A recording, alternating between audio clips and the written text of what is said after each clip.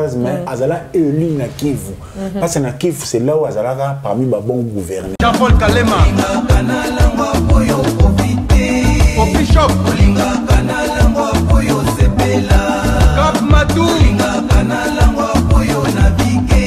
Aimé Kabangu. DJ Ujana. Namoni neti na langwe. Namoni neti na langwe. Namoni neti na langwe. Nakomi kokana na longola bilamba. Namoni neti na langwe. Namoni neti na langwe.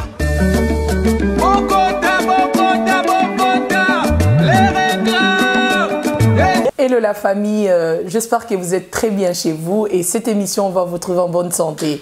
Encore et toujours avec Rudolf Kossa, mon confrère à moi, l'homme qui va commencer à mettre l'eau dans le coco. Donc toujours là, toujours prêt pour analyser les infos qui tous les jours ezoye la biso kaka en masse tozoye bateto bandawa pito kendewa pito suka wapi. Alors avec Rudolf Kossa, toroso la lelo manda chante. Toroso la lelo mama chalamwana. Toroso la affaire à français na ba musicien na biso ba congolais. Torobeta non li solo yango et puis toroye baso torosuka nango wapi. Quant à moi je remercie bayangai toujours kanela mesana rozala. Nabino na Facebook, ba follower, ba comment Nabino, ba suggestion Nabino, est toujours welcome et surtout qu'elle a c'est la pour boquer que s'abonner na channel Nabiso et à YouTube Tonton Promo TV. Merci Nabino, les Igida toujours ensemble. Tozo Zaza Nabino, un grand merci na stratégie Fuego Babi. Toutefois c'est déjà demain de Toroye Belama solo. Ba yakuza toujours na pembe ni Delph de Mokalinga na bosanité aigle na musika Pierre Landou. Donc mesdames et messieurs, Rudolf Kossa va analyser l'affaire Manda Chante et les autres. Sans plus tarder, Toyambaye. Toujours fidèle à lui-même, comme j'ai l'habitude de les dire, Lignoko. Yeko Lignoko. Ngako Safo. To 500 kananini. La pilipili la poussière, bien sûr. Hein? Toba baloba poussière, poussière. Ok? Tonton Promo? Oui, Bibi Waifa. Ça va? Ça va tout doucement. Comment vont les jumeaux? Trop bien comme un poisson dans l'eau. En tout cas, ils ont vraiment. Merci. Aux humains, bien. Tout à fait. Alors, tonton pour mon décat, on vite fait parce que Batouba les tellement na émission de ça qui la salle. Babi, mais ces messieurs ont la maîtrise. Il y a des musiciens nabiso, nos artistes, maso nabiso. Tolinga peto tout non moi secret non so moi ezali to yi bayango to yi ba pesa nini. Tozo yi ba pété to komoto nga déjà na quartier. Te kufelite za na okaka muni nzambe azanzambe achani ne belende za kana zamba fomi azana za na mai ni na za nyonso na complémentarité na ya masala quelque chose. Donc taille il pose la qualité et belé Vraiment, tonton Promo, on va parler un peu de Manda Chante. Vraiment. C'est quoi son problème? Yangwe zalaka nini? Ba propanga na ya faire. O faire a boy na rumba ya vient na biso mo pao. A boy yango. O pe biso moto ebi ke vieux mo pao ye mo pa lo ba ki Koffi Olomide lo ba que lui c'est plus Tchatcho. Les gens se demandent aussi quelle différence y a-t-il entre Tchatcho na rumba congolaise? Parce que Manda Chante avec a boy. C'est quoi? Bibi Waifa, vraiment merci. Nous invité pour échanger moi des petits trucs les chaos par rapport na baboina biso pena bato bazo senga to les cas de temps en temps parce que point de vue na biso vraiment bato bakon pe ko linga eza la rapport et contribuer car na ba débat général par rapport à notre culture. Maintenant le d'abord d'entrée de jeu. Nous avons une chance dans la conception Tobani. Après première émission, un grand sponsor à Bini. Le monde qui même on a tabac en Israël, on a Bassini. Oui, oui. Nous avons ça bon qui est beau, on a Bassini. Première émission, un sponsor comme Stratégie Fuego. Andimi azwa charge à conditions techniques nansi bazoka na son ozo bimalelo c'est différent par rapport à émission autre ça donc c'est comme pour lui toutefois c'est déjà demain pour l'obé là. Merci. Stratégie Fuego. Merci Boindé. Alors nous on a la matière, si on a les moyens, on peut offrir plus. Donc Stratégie Fuego, notre sponsor, merci Sikazali. biga pas lui vraiment mais pour la scope par rapport à l'intervention à Manda Chante Bibi Waifa, permettez-moi de dire d'abord que comme Manda Chante, personnellement, je ne comprends pas qu'est-ce qui se passe avec lui. Qu'est-ce qui se passe dans la tête de Kumu Manda Chante? Manda Chante, tout le monde le sait aujourd'hui. Aza d'abord on a charge belé. Charge nan ya wenye référence. Oyo après Céline, côté na contretemps. Et puis charge yami balé yabana ok. Oh, ils ont rappelé sur la charge naïka. Yeah, parce qu'il a hérité par rapport il y avait le tout manière tiré qui yabana ok kende. Je ne pense pas que Kulukanan ko redresser wenge référence, n'est moment de chante, azonga na ligne. Pour les lots musiciens au-delà oza, ozonga na ligne par rapport à internet. Efreza wapi, compte za wapi, Instagram oza combien d'abonnés, page Facebook oza nini, programme na neza nini, batu fo bazela nini. Côté wana kumumanda chante aza largement absent. Je sais que kumumanda chante a hérité. Et là, mon papa a bâti là, mais ça n'a aussi pas na liboko, comme on a un président, ou qu'on a un maïcha, lui vraiment ça lui arrange très bien. Mais je me demande, il est artiste, un grand artiste. Et bah tout le monde dit ma écoute, je suis une Gillois. Manda Chante fit notre espoir. C'est Manda Chante qui a amené moi espoir il y a sap, ni na wenge. Il me Manda Chante qui a amené Didier Sono na wenge et Manda Chante a permis que wenge pe et na ba tchangu. Donc c'est un grand avec qui au compte nous autour d'un événement concerne ya bana OK waouh, c'était trop bien. Très bien. S'il n'est pas artistique Manda Chante est irréprochable. Mais seulement je ne comprends pas. Na carrure na yé, na rang na yé artistique lelo comme Manda Chante. Pourquoi il se donne le temps, il y a ta guerre, il y a fallu na faire? Est-ce qu'à côté en haut? Oui. Je dis ça pourquoi? Parce que faire a du temps à sa émission. Il a dit ce qu'il a dit. So ici, il y a quelqu'un qui est incriminé. C'est Koffi Olomide. Ouais. Je ne vois pas Manda Chante faire les porte-paroles de Koffi Olomide. Je ne voudrais même pas entrer dans les fonds de la question. Il a dit vrai ou il a dit faux. Mais moi, je suis dans la forme. Mais est-ce que Nenga Lobaki est vrai ou faux? Parce que Manda quand même Lobaki oui, ils ont rumba. Conféra a dit non.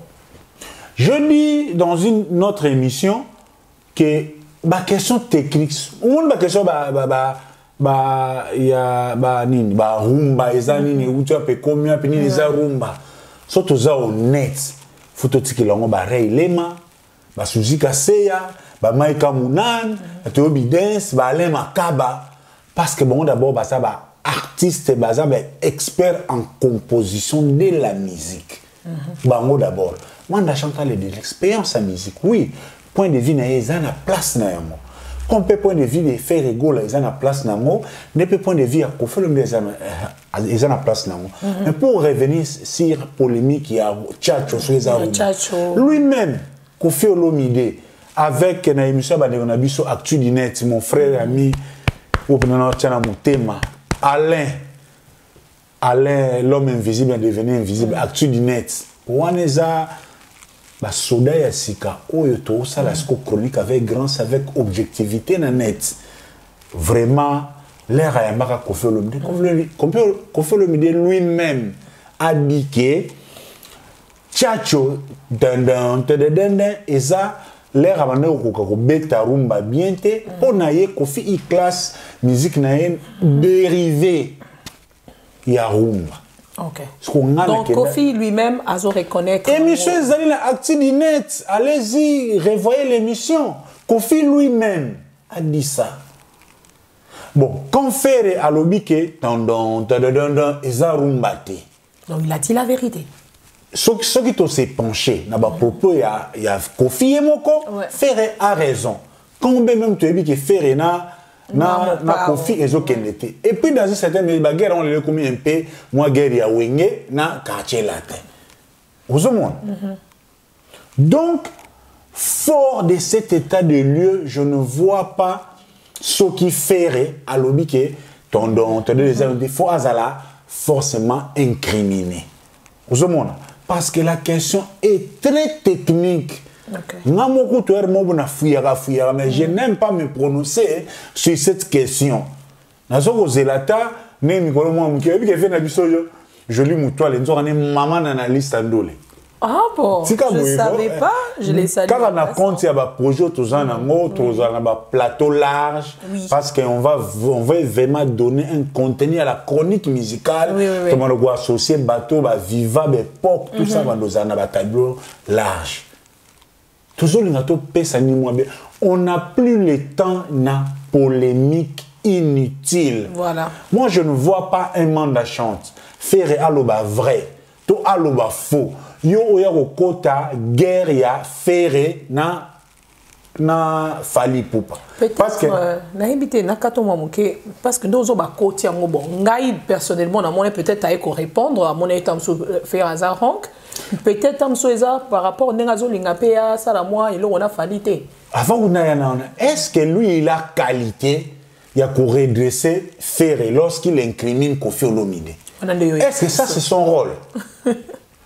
Et puis, le Mogo, Koumoumanda n'a chanté, ils ont échappé, les représentants, Céline Ibrahim, et Zalaka qui est parce que ma manda chante ba rare bateau basala manda Marie-Paul Depicho ça sera les trois voix manda comme Papa Wemba Marie-Paul comme Kester Depicho comme des Baba donc trois chanteurs wana basa grand bateau manda chante l'emso nié baraté n'engana makambo azo qui t'a très bas pour dire que manda est grand l'herbe petit bazo ko bunda neti ferré na fali ata lelo bazana makamu mais manda fazo rabongo ba petit na ye na ndole il faut se comporter comme un grand ne se prononce pas publiquement pour les qui moko azo a raison parce que position na ye est commis et énième position oyo ezope sa fali avantage na guerre ya ferré na fali tozonga nanu parce que nous sommes un peu pédagogique. L'air JB Pianana ou Ranson le Bandé Kubunda. Nani a bossani qui est taboulé à Zaki pour Ranson. Batebele Baye Baraté, hein? Pépé Calais était pour Ranson. Album intervention rapide, bah, Kero, même Nakiboussam, Pipa, pour Vanda, Moye. C'est Pépé Calais taboulé. Basé le quoi, conseil artistique. Basé qui chaque fois dans le studio, conseiller Ouera. Parce que basé n'a pas ça va aider Ouera. Parce que Pépé Calais, il était dessus, n'engé, Ouenge, Bayoke là qui était. Quand même, il était du Kassai. On a besoin pour tribalisme. Et ça, tribalisme. Pépé Calais, quand même, il était du Kassai. Il pouvait à côté de la JB Piana, mais assistant à des travaux. Donc, il sera dans les coulisses. Dans les coulisses, Pépé Calais, tu as conseillé, Pépé Calais, tu as la coste à sa voix ténor. Mais oui, la bande Kolinga, faire à sa voix ténor parce que faire la bande Calais, j'y mets très bien. Ah, ok, je vois. Ça, c'est histoire vraie. Moi, si tu m'apprends, je n'étais pas au courant. Est-ce que, au Tigala, Pépé Calais, tout taboulé publiquement, le baki, oui, la l'équipe JB? Non. Au Tigala, on a Papa Wemba, même à télé, comme il dit, tu as dit qu'avant, dans le concert à Paris, Papa Wemba, oui, les amants, quand je vous ai l'idée, oui. Mais les grands, lorsque Banabazo Bunda, un grand ne peut pas se prononcer publiquement, et nous, comment on chante à Zoboya? Azobosa. Voilà un peu pour na émission ça vite fait pour na mais au tout qui deuxième volet ça qui ceux qui mandent chante à ça bon tellement on a tout qui na habité azolinga kemande ce qui est là azolinga ça la featuring azolinga ça na fali ou comment bah et là on est au poussé ça n'est pas probable parce que sur le bim pas ce qui il a reconnu ça que Tchatcho c'est pas ils a rumbaté et il y a eu contredire ça façon moi il y a relugara ko kemande pas fallait mon à côté la raie dans une certaine mesure opinion oye comme qu'on soit place na donc so ba to ba lobby et ça bongo moi je ne vois pas comment tu condamner bango mais na yebi ke ndenga la musique naza na mémoire te période ni manda chante na faire ego la bazala au beau parfait Ça, c'est une réalité, il faut se le dire. Parce que l'aîné des premières phases, elle n'a toujours bien habillé sur la chronique Oyo. Toujours la moussaraba, toujours attendre musica pour comprendre ni les cavements dans certaines mesures de musique na biso. L'air où est rançon à Salaka, l'air où est maison de banda. Une bonne opinion, il y a pour que Manda chante à contribuer na album intervention rapide. Pour accompagner la voix, il y a JB. Mais, tout le monde va veta boulé, Pépé Calais, na staff sous soupé, bazalaka. Bon, plus particulièrement les musiciens. Bazalaka contre Manda chante à Koyembate. Aux hommes. L'idée, il y a révolte sur les Zalaka, ferré. Parce qu'il y a une chance pour nous faire à s'exprimer à Combo la bilo ko ya jimi. Mais ouais la nostalgique na ba wenda kala uzola ko vinika wera on ko banga trop. Mukolo ezali to kobeta les secrets ya récite ya Werason. Ya Werason. Ouais. On est à concert à Sika. To ya na moto to kenemicien moko comment il a réussi sa carrière to bon ça la moto. Et ça ba détail ya ba bilo ko nyos. Ouais.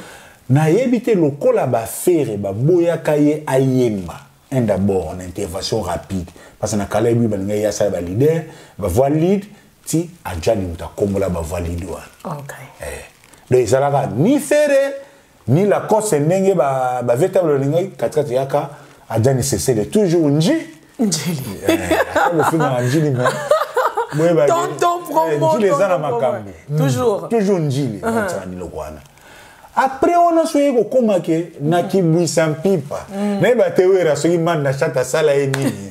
Wera commence na boule, manda chante a intervenir na kibwisa pipa. Ba concert bon na bossa na so ezaka sanisa na vidéo ezaka wana maison meza mobimba manda chanta yaka kuyemba. Vidéo na ezaka wa ba effet ya moto ebimaka. Manda chanta kenda na ba likolo mo edo o bino na ke non faire ko o ajani ba e lokote eza parmi ya biloko mana cha confin yeke eza ko manda e saka wera ke moni wenge maison mère na ba pecho ba oyemba mais de la mfinda tshilanga boye beaucoup ton intervention mana ça exige ba so mele 190 wow ndule kina mabebele tolo ba mangabo to ba comprendre ka sika nini ba conflit mususu e yaka. Donc ils ont maman sou yakala biso to na kibwisa lisusu bana maison mère ba boyaka manda chanti ayemba à la tête Ferregola.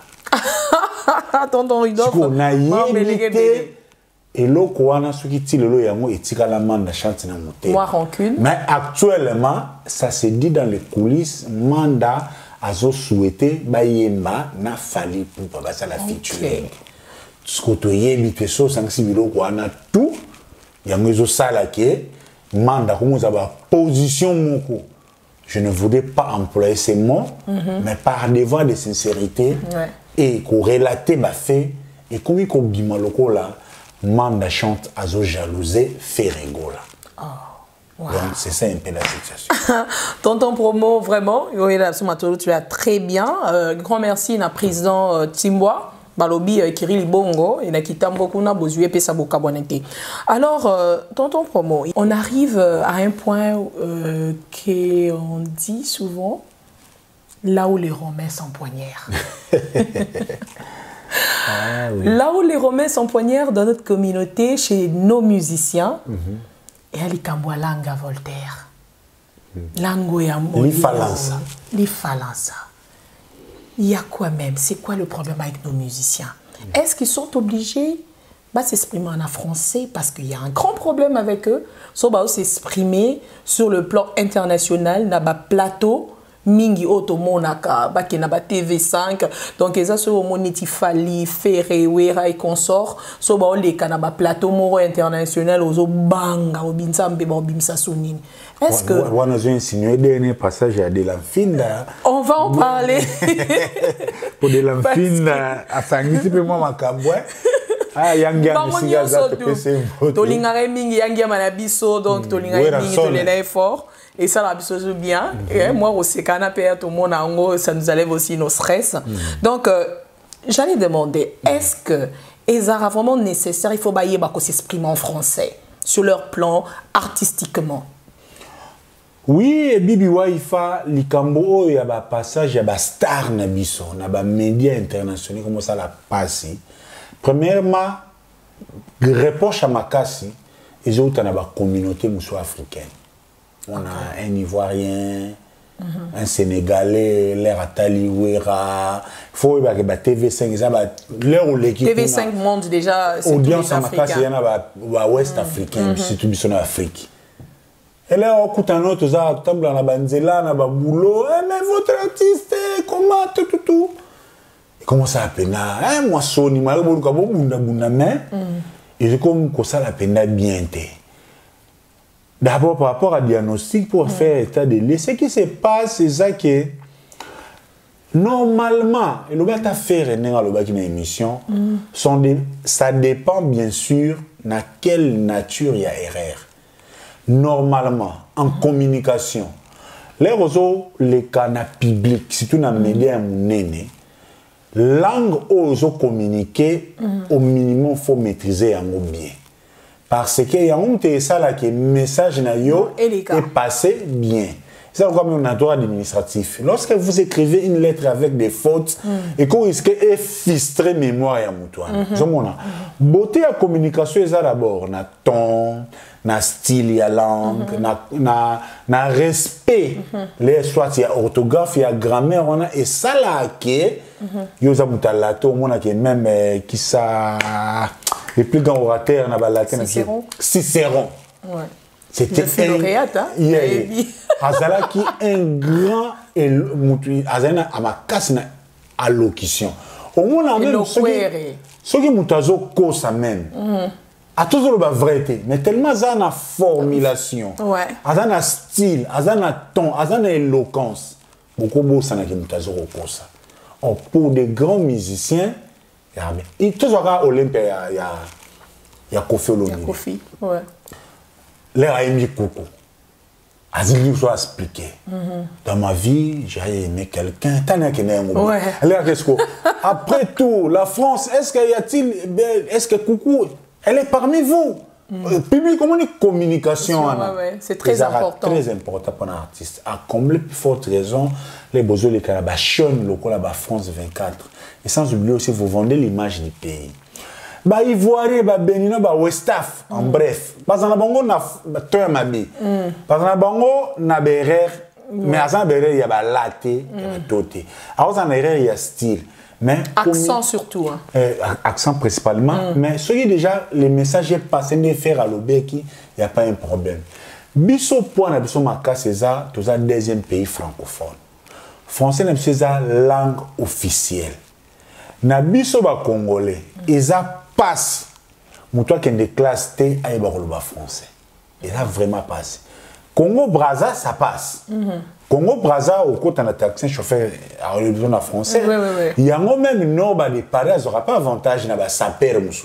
Au moins, la page est délai, ils en ont retard. Mais le coup, la norme, à sa descente en français, ça passe. Et puis, important, c'est à français sur l'élo. Sur le plan Internet. Ce que tu as titre en français, il s'adresse à la communauté. Il y a même une vidéo à Karim Mokondi, si il y a Arafat, pas ça comment les Congo rend hommage à Arafat. Le titre, on a déjà, ils ont concerné tout le monde. On les a sur le rôle à titre et la fin, c'est été urgent et hindi. Urgent et hindi, est-ce qu'on a communauté. Mais ce titre comme en français, et comme une audience plus large. Ce qui passe et comme que normalement il faut s'adresser à des conditions minimales. On a forcé et excellent. François nous en a besoin que en France 24 to faire des excellents passage à faire tout qui n'a pas cas d'espèce. Ils ont très bien.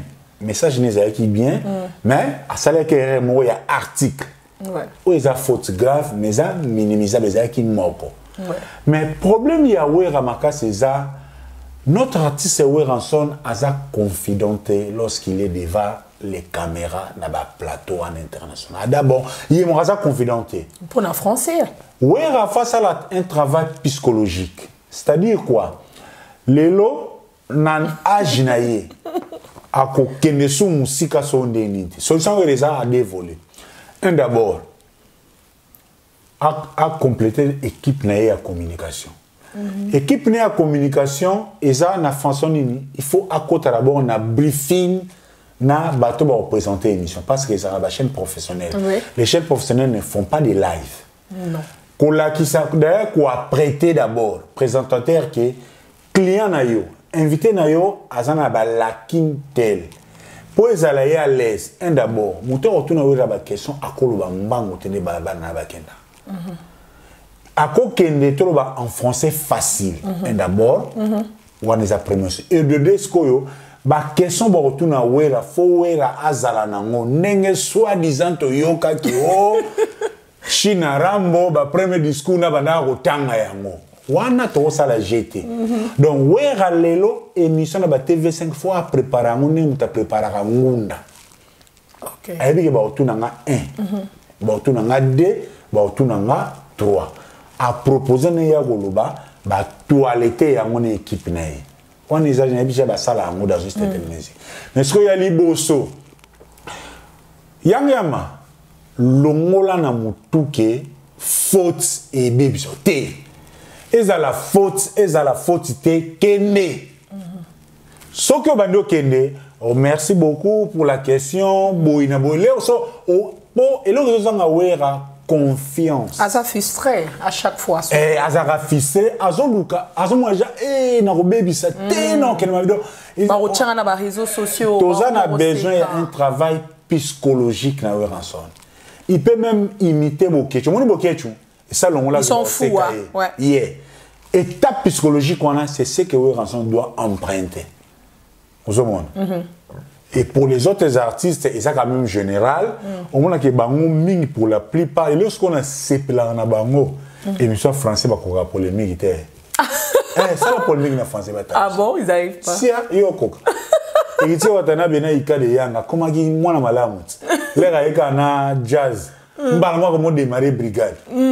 Fallait pour parler dans le Canada France 24 ba RFI. Yo mona kalo baki yo wa beta na tete na kozong sa tête après 10 ans bandal. Yo kaye kuna. Pas du tout.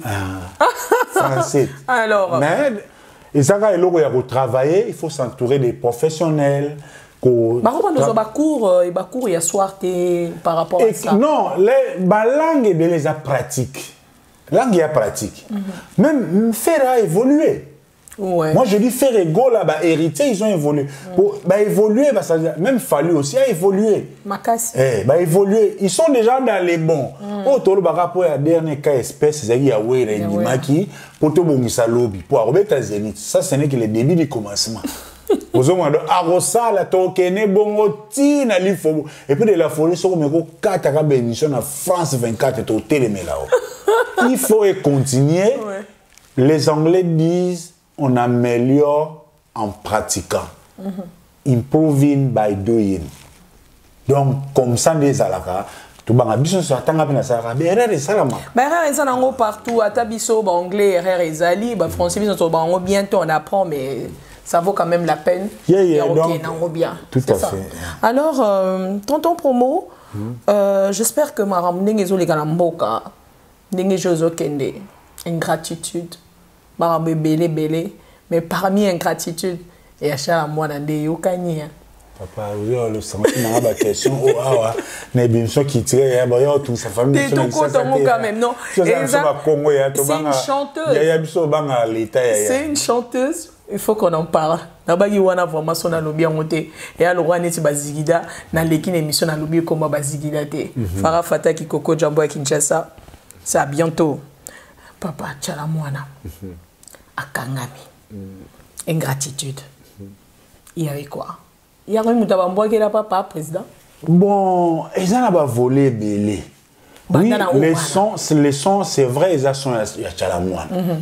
Mais le problème, c'est que Bimi, Omer, à quoi il libère.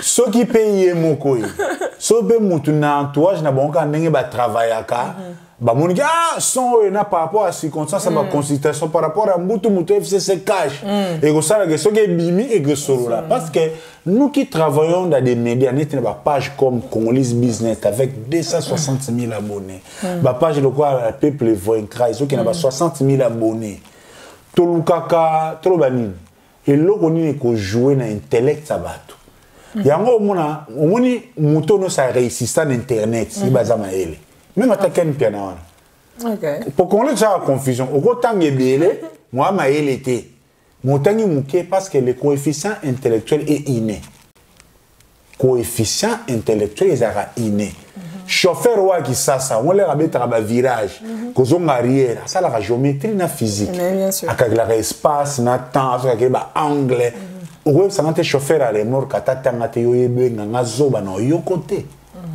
po o ya sala ka chaque jour ça la géométrie na physique moulayi a voiture wana hauteur na chaque jour ça on a pratique et logo Newton a ouais ça biso pesanteur akena musika tatalaka manga mwezo ko ya koko na somo pa ko lo bango donc mayele lelo ezaka te mutu fo atanga sikoyo na internet na bato be baza mayele la moni son moko boye son oyo maloba oyo ezokende bien et que tumbula ba taliban et que pesa vantane funa changot pour la page ya potielo bato batalango faut za ba grâce aux gens na ba Congolese Business and event bidenzo ngwaye bielo na zoloba mais la dame Maba Chalamwana bi ya bimisa ki honte. Tona lingana comprendre ki proko wana ya bimisa ki honte et ja sona ye. Kena na ba question facile ki proko wana ibu ça va le wana biso. Confusion. Tonton promo sur Ridov Kosa ngani to kina rara moye l'union qu'on a sa foi. Ming pila pour cher. Donc voilà. Yes, tu causes au banana bimisa qui ont bomba qui ont quelque part. Et ça boudon ba bien ngo. Non. Non, les gars comme non, oui, c'est possible. C'est quoi au fait? Sans prendre la part de Mama Chalamwana, ça se passe. Les lots là bas ça la son est comme très mobile. Parce que d'abord, ceux qui ont plusieurs intervenants, ils ont des places différentes. Ça on a pour ça que faut y a France pas enregistrer. Yo sali yo au tindelier il pas sali aye ba zongisi neti biso ba to promotion so zo relève sous côté fini nga za ba son belé ba bon nébilité OK oui za la raké il faut préparer au salem sous vidéo mo non et zo y annonce au sala ba teaser ba besoin za ke belé les lots c'est vrai sont les réseaux salama et sous kaka na régisseur na studio té et ko le kana maboko ya programmeur na maboko ya producteur ya maboko ya chargé à promotion chargé à communication intervenant c'est là et Chalamwana a lobby que équipe au abandonné ko travaille na ngo fuite et bimi quelque part bon ba fossé compagnie c'est ça fossé compagnie mais au esa réalité bato ba sali animation vidéo sur ce son oui, Tchébé Longi a Fachi et ça Chalamwana. Ah bon, comment ça? Waneza y était. La source sur des balobi bien quand même qualité vidéo. Mais on sait quand même peu Mama Chalamwana fut de l'autre côté donc. Oui, bien sûr, mais je ne vois pas cette Chalamwana à risquer carrière na raya Maman national au ça la vidéo on est professionnel, on est ba photo ba to animer carrière, on est bloqué ba vite fait. Et il y a monde épée ba service m'a interpellé qui Chalamwana. Ben interpellé qui Chalamwana té pour à lobby que Félix Tshisekedi a boy té. Ben interpellé qui oui, liberté na osat soko mba oyo lingi. Mais comment sur ton son, toi qui es un artiste de grande envergure, ba image il y a présent la République et comme il colo ya son na yo. Photos aka objectif est correct. Mais nous sommes sur na ligne nous mais les loges évoluent parce qu'on a plus de détails. Ouais. C'est normal dans tout pays au monde. Ce qui est artiste, c'est le quoi Chalamwana. Nicolo et son nom est officiel. Pour te dire, son l'air n'est limité, ils ont un siècle réduit. Les images à présent, le pays comme Nicolo et son ayo. D'abord, les services ont le droit de vous interpeller et de vous poser des questions.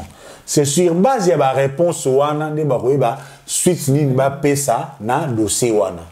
Ba tuba ke na ba luingete. Toza en Angleterre.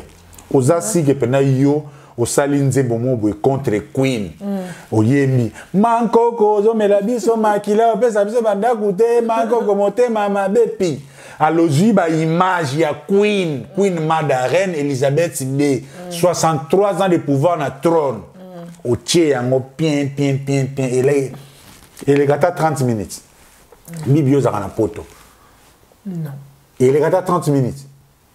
Donc, on va retracer na wifi na yo papa na ndaku donc il faut justifier comment yo au salinzembo au tia Queen na condition oyo.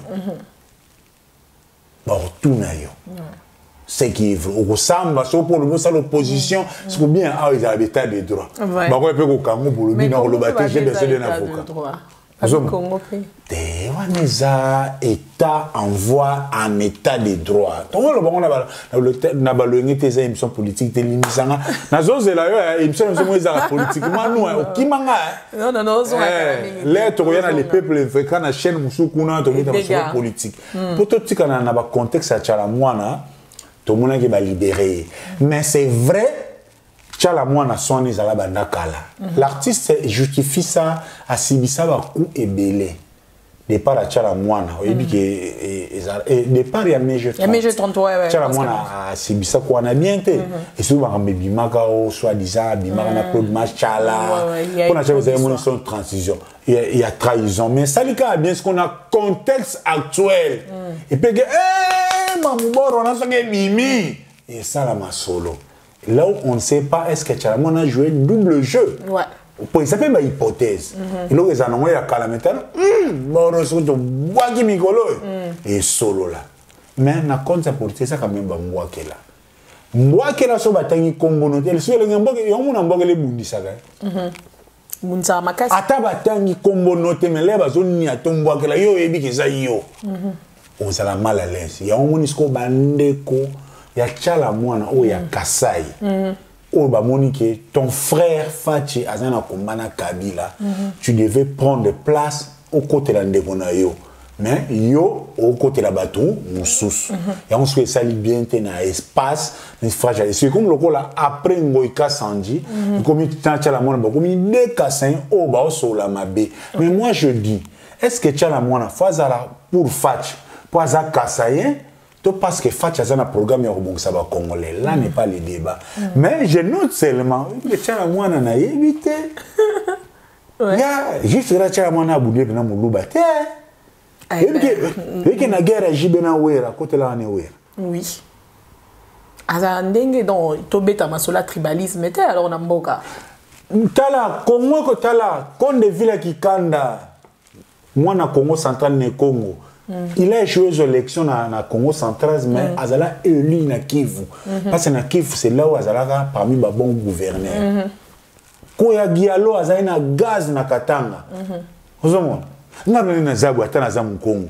Mutoto ya mani ya robo ya ngai vraiment tonto promo wetu. Atana Kasai. Malgré mutu na ngai Schubert ngeleka la stabilité. Martino Congolo. Bah Jacques le Seigneur, Jacques Congo le Seigneur de la ville. Romer Roba le Kababi mi sanga na cercle. Mais si maté pour bande Congo susu ba olinga toza na cercle pour Congo ezagu muni lenga Congo. Vantara mulubu wana besoin nango. Pour vantara mulubu wana vision. Atoza ne logo tozo mona ki oza na car. Pour mulubu ataza ne logo te agama makolo masomo ne jeba pajero ba jeep. Et puis azoka chasa te ka diamant bo mona ngo. Eza vision pesa foi. Ouais. On a besoin mungala. Mungala ta lemba andi amuna ka amuna muta obeta ete. Ya mona premier mungala. Kwa utamandaka ba bete na gisasa pa mukongo na tisuku toduka azonga mbandaka te po ezaka soni. Uzomona tout promo muswahili ezana besoin limemia wana mutoto yang moi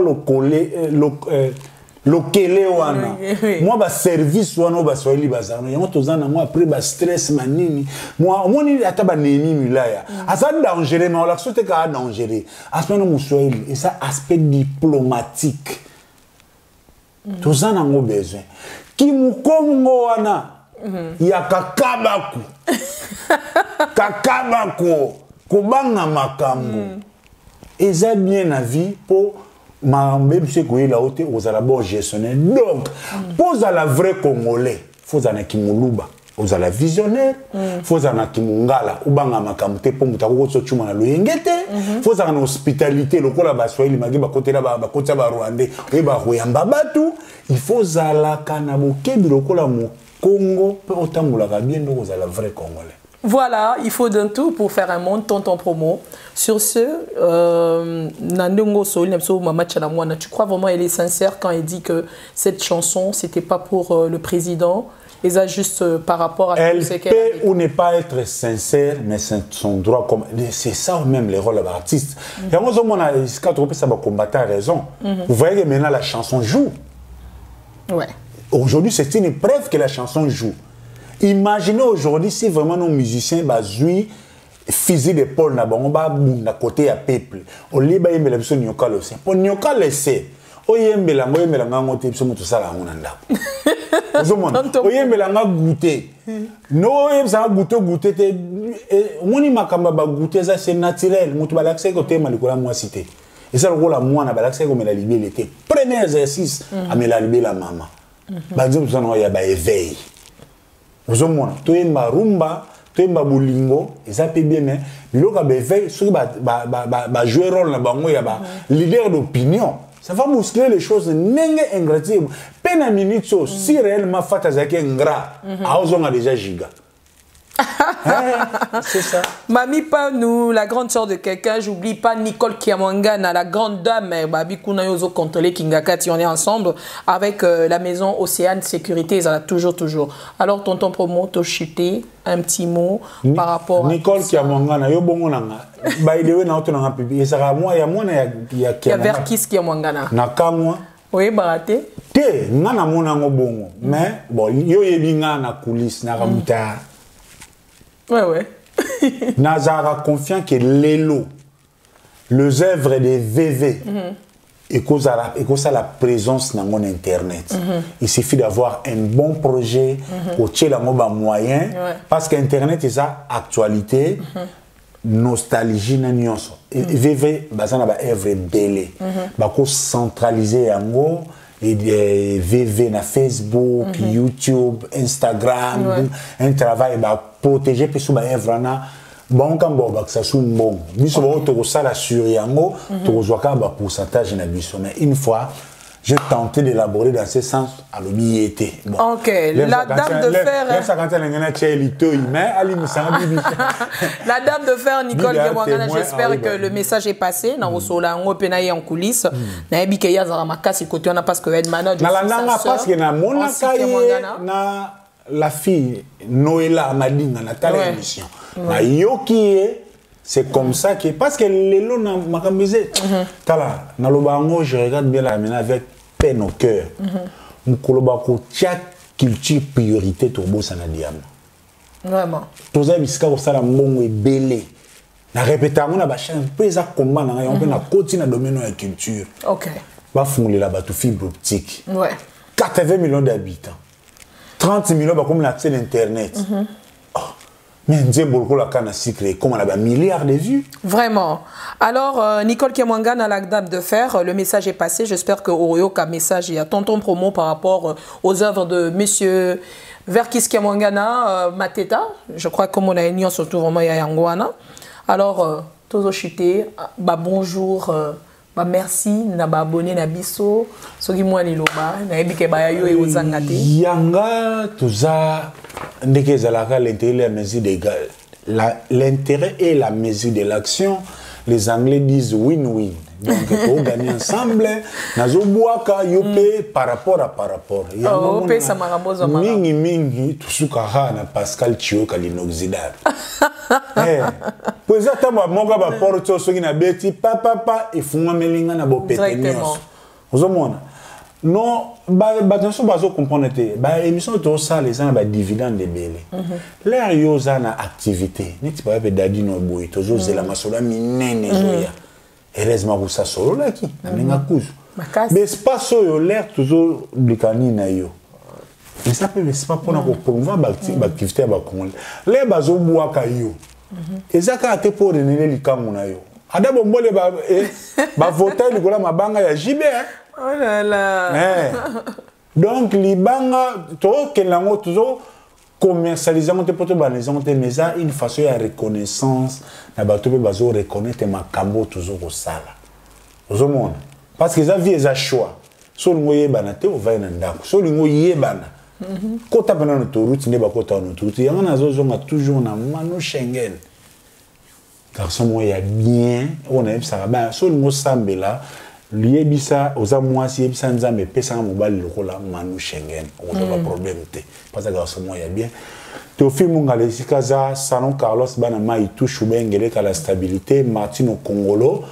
Saint-Martin Sikaza mon conseiller côté digital ndeka tozalaka Ben Panzu Olivier Panzu bana mai tout oba sepelaka na tonton promo ndeko na ngai Lando ya bandisu ate kimi mais azara ya nga mon vieux Johnson Keto devant Bibi Waifa nazo sala yo invitation officielle la moisson est grande il y a peu d'ouvriers donc ma soleza est belé. Rejoignez-vous, Théophile Mungangesa, Boza, Mobola Teti, Mikiliste, Banama et toujours El Boulouba, Eskabaza, merci Nabango, Tchikaka. Bato Basunga, Jean lui mérite à la sentinelle et Sikaza, mon vieux partout, Ange Tassar, Bambo Tene Belé, Sylvie Mayo. Je répète, Sylvie Mayo, sponsor Nangaï, Yangamo personnel, moi si moi y a bien, Katina Bonzambe. Tout le monde Sylvie Mayo, tu vois que c'est un message jaloux. Tonton promo en tout cas et mon anniversaire on ma casse na promotion quand moi na ono barana simalanga ba yakuza bazali le boko stratégie Fuego trésor Ikomo stratégie Fuego sponsor. Toutefois c'est déjà demain donc voilà Debs de mon Kalinga on est là Pimbo toujours avec ma coiffure. Je remercie Céline Chibola dans ma tenue na ngai ya ma là na vana boa ka ifo penana émission na tumba ouais tumba wana Miss Maneka Nzambe Mimi Tonga ba staff surtout merci à vous Aurélie Lukusa partout toujours ma famille qui me soutiennent de loin et de près financièrement moralement et prière nabino ezo komela bisoka toujours dans les bons. On vous avait promis, émission Kitoko, émission Sika, toujours et encore avec mon confrère Rudon Kosa, Tozanabino, Inyoko, Na, Safou, Bachapili Pila, Poucher. Voilà. Bye bye les amis. Évangéliste Bodi Mamon. Jamais. Et où est-ce que tu confies à la ligne na studio? Vous se rappelez. Évangéliste Bodi. Il y a un moment où tout le monde a le bonheur de Jésus. Voilà. C'est Bodi Maman déjà au télémélon. Bazigida, tonton promo. Voilà. Bye bye les amis. Bonsoir chez vous la famille.